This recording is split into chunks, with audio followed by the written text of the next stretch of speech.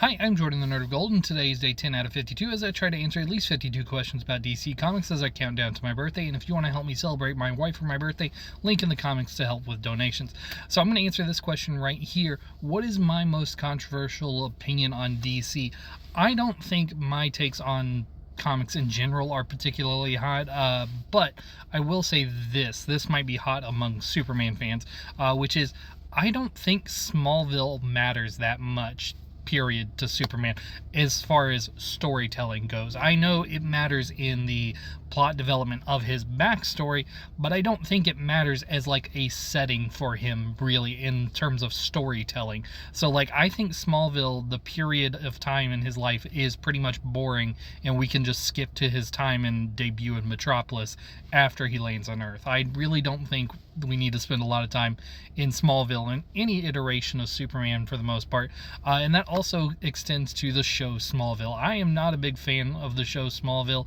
This has nothing to do with really against it. When it was coming out when I was younger, I didn't care for the idea of a teen show that was about Superman and his time in Smallville, mostly because he never became Superman, and it was just like rip-off X-Men but with Superman, and I was just like, this didn't really appeal to me at that time in my life.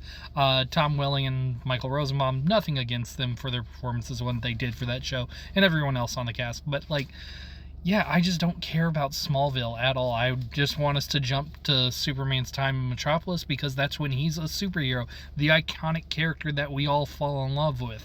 But yeah, I don't really care about Smallville for the most part, and that's probably my hottest take, is that unless Superboy exists, then Smallville doesn't really matter. And even with Superboy existing, I don't think Smallville matters that much because Superboy should be trying to avoid being connected to Smallville. He should be out and about and across America, going to these little corners, being a little fringe character that's not well known. Because, again, Superman needs to be the main character. That's probably my hottest take on DC Comics.